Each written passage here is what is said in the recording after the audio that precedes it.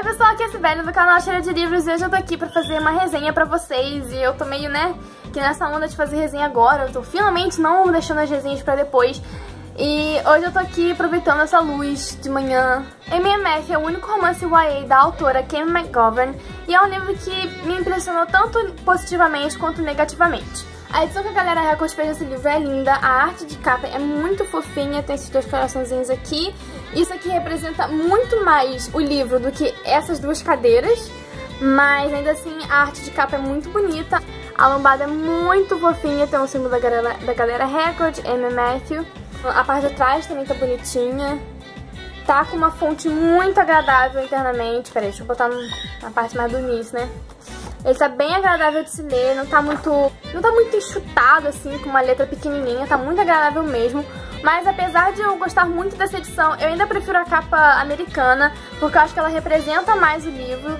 No livro os personagens trocam muitos e-mails e muitas mensagens, então na capa americana você tem a utilização desse balãozinho mais evidente, não é pequenininho. Então eu gosto mais da capa americana, apesar de eu achar que a Galera fez um trabalho incrível. Isso aqui fica lindo na estante, então eu amei. Além de eu achar que a capa brasileira não transmite muito bem o que o livro fala, eu acho que a sinopse também transmite muito pouco da história do livro pro leitor. Você tem uma sinopse que fala só que eles não se conheciam realmente, que eles estudavam na mesma sala, e que eles conheciam um ao outro, mas que eles não eram próximos e que eles iam passar a ser próximos. E isso realmente faz parte do livro, só que o livro tem muito mais do que isso. E eu até entendo porque que a editora estrangeira optou por uma sinopse curtinha, mais superficial, até porque quando eu comecei a ler, eu me impressionei muito, eu fiquei muito surpresa em saber que o livro se tratava de muito mais coisa do que a sinopse passa pra gente.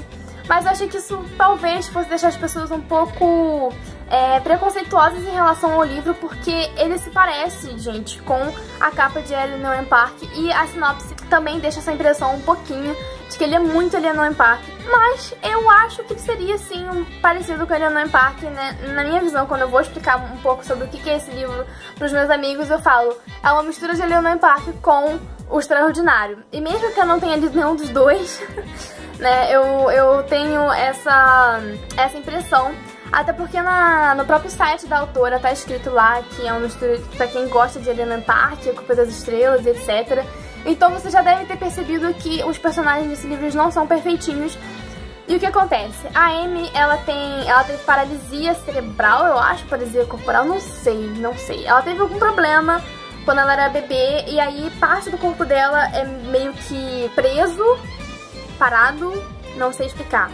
Ela não consegue ter controle de metade do corpo dela, então ela só anda com um andador, ela não consegue falar direito.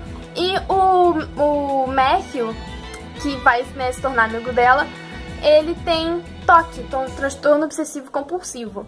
E isso é muito interessante, porque a autora ela vai passar no livro uma visão sobre como é a vida desses personagens, que é uma coisa que a gente não pensa às vezes no nosso dia a dia.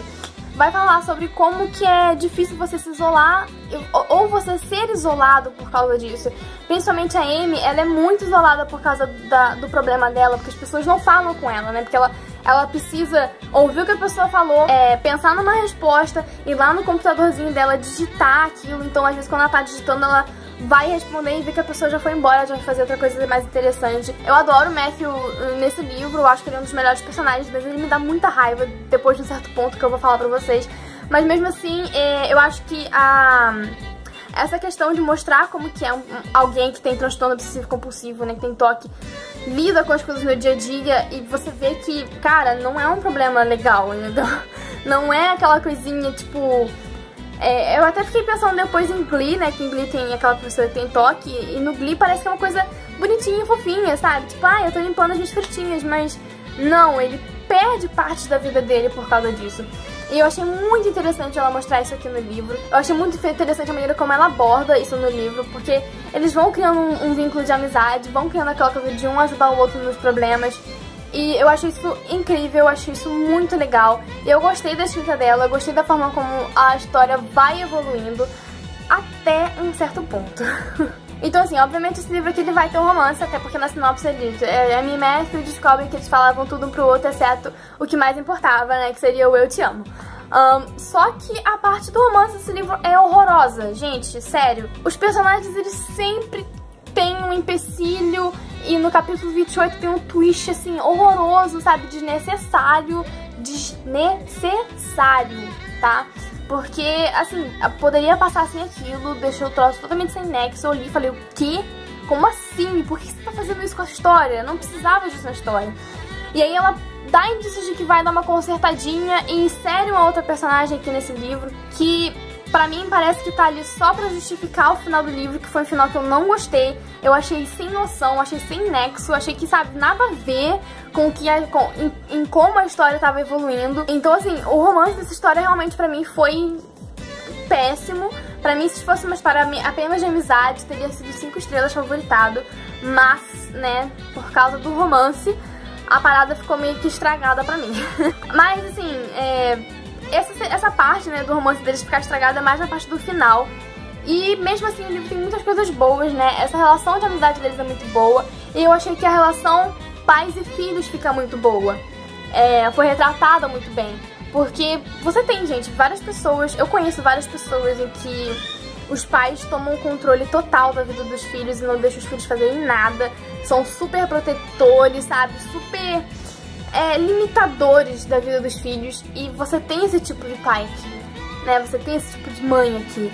E você consegue ver isso de acordo com a evolução da história, que dá uma evoluída, né? Os pais, eles passam a ser menos super protetores e super limitadores e passam a dar um espaço maior para os filhos dele crescerem e amadurecerem. E eu achei isso muito legal nesse livro. Mas infelizmente eu tive essa coisa de estragar o livro pra mim, né? Porque a partir do capítulo 28, que é mais ou menos esse pedaço todo aqui, a história simplesmente desanda e fica desnecessário e fica muito forçado.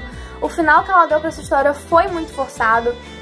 Pra mim, se a história tivesse terminado alguns capítulos antes, eu ia ficar super feliz, porque não tinha essa necessidade dela fazer isso, e isso fez com que eu ficasse assim, muito chateada com o livro, muito triste com o livro mesmo. Então, assim, a nota do livro caiu demais pra mim. Eu acho que é um livro que vale a pena ler? Acho. Eu acho que é um livro que merece muitas estrelas? Não. Porque você fica com aquela expectativa durante o livro de que algo vai acontecer. E assim, até um certo ponto essa expectativa é legal, mas chega uma hora que ela dá um final assim, nada a ver, forçado, desnecessário. Ela insere personagens só pra justificar esse final. E eu não gosto disso. É um personagem assim, que ele é citado algumas vezes e de repente o personagem é um personagem importante. Tipo, what? Como assim, né? E nem importante é assim, porque né, não aparece muito bem essa personagem, mas enfim. Então por isso eu dei pra esse livro 3 estrelas e meia. É uma nota baixa? É uma nota baixa. Eu gostaria muito de ter dado 5 estrelas, mas como eu disse, esse livro não merece 5 estrelas porque o romance é muito ruim. Só que o romance poderia ser ruim e eu poderia ter dado 4 estrelas. Só que essa coisa de ser desnecessário, eu não sei, gente, me irritou, eu não consegui dar 4 estrelas.